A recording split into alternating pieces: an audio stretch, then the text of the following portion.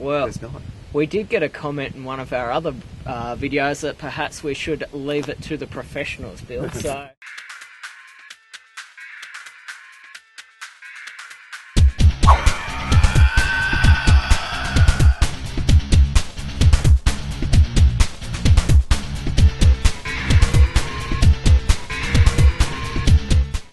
This is another fairly big three-parter from Trusty Bucket.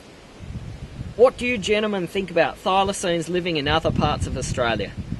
I'm reading around the vast world of the web looking for information concerning all of what was once common grounds for the animal, and I'm wondering if, given more area than Tasmania, different climate, as well as the climate changes and adjustments, and the fact that the general population accepts the word extinct. This is a fairly long question, Bill.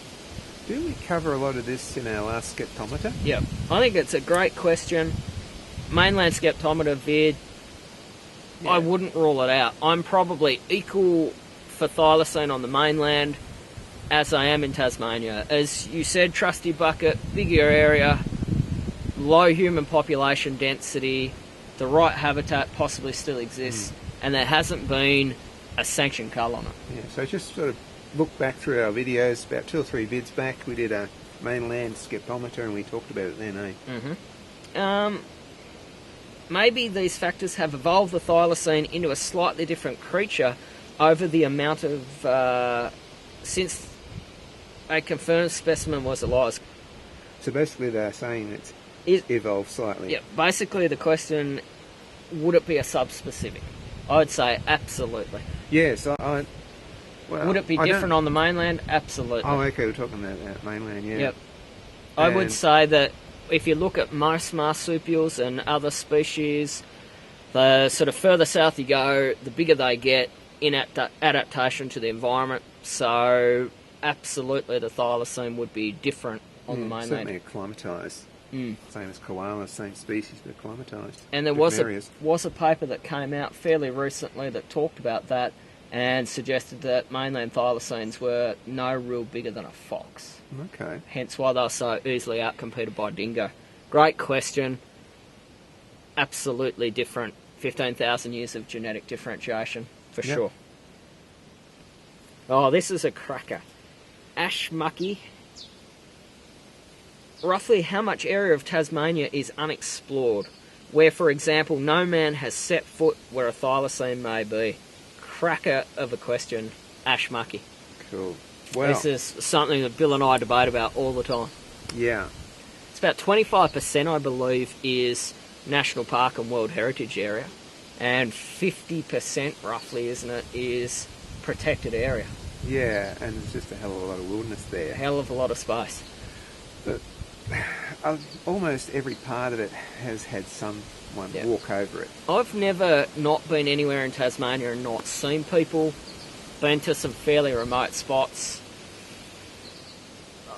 I wouldn't advocate that it's completely unexplored, but it's uninhabited and a lot of it is unaffected by people. And what I'd like to add to this is, okay, a lot of it is explored by geologists. For sure. So, you know, you're walking along, you're looking for rocks. Yeah. You come during the day, you look for a rock, okay, you analyse this rock, you go home. Okay, they might camp overnight, they might hear devils, but let's give you an example of, let's go back to our beautiful drop bear, the spotted-tailed quoll. These geologists wouldn't see a spotted-tailed quoll. No. They'd walk in, even if they had to walk in for a couple of days, but a lot of the time they're probably, they're in, they're out. During the daytime, they're not looking for animals. And something like a spotted-tailed quoll they'd never see. So something like a thylacine they'd never see. So even though there may have been people through there, they're not zoologists, they're not naturalists, they're not looking for thylacine. They could trip over thylacine scats and step on thylacine footprints and not even know it. So bottom line, just because there's people in an area doesn't necessarily mean that sort of thylacine would be seen. Or if somebody's gone there and they've just travelled through there, they've looked at the rocks, there's nothing of interest here, they go away, maybe 20 years later, another person goes through, with a bit more sensitive equipment to look at rocks again. Yep. They probably airlifted in and out. Again, if there's a thylacine there, nobody's going to know. Yep. When I edit this vid, I'll flash up a map over this to show you where the historical known thylacine population was. It's not the southwest, mate. So, bottom line, and already in the vids that Bill and I have done, a lot of the wildlife tends to stick to the sort of periphery between bush and grasslands.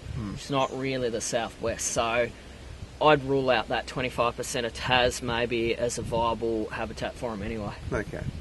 The next question from Ven Ursland is much the same.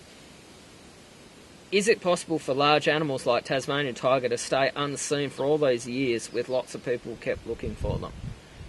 Well, again, there's not that many people looking for them. No. And also, are they looking in the right area?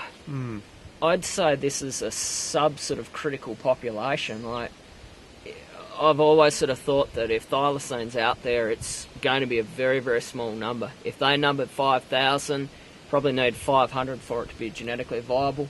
Is there 500 Thylacines present in Tasmania? It's a long shot. And to strengthen that question, my question also is there that many people looking for it? Well, there's not. We did get a comment in one of our other videos that perhaps we should leave it to the professionals, Bill. But, seriously, there's people like Cole Bailey, who I have a lot of respect for. Absolutely. Okay, he's being out there. Yep. Day in, day out. He lives and breathes the whole thing. Yep. He's not produced the goods yet, but that's just one man. Yep. People like Michael Moss. Okay. Murray McAllister is another sort of classic person that's invested years into this subject. Dave Watts, you go back. Stephen Smith. If you want to go way back, there's Guyler. Finley. Yep. Fly. So there's a lot of people who have been out there, so you can make a big list. Mm-hmm. But as I say, you're looking at a small group. Yep. Looking around a very large area. Yep. So I'd say there's not that many people looking. Leave it to the professionals, Bill. All right. And from Ashmucky as well, what do you think of the 1973 footage? The Doyle from South Australia. I find it interesting. I think it's the most compelling video evidence for thylacine sighting. And some people say the ears are a bit flappy. I don't see that. No. It just looks like a really good thylacine shape to me.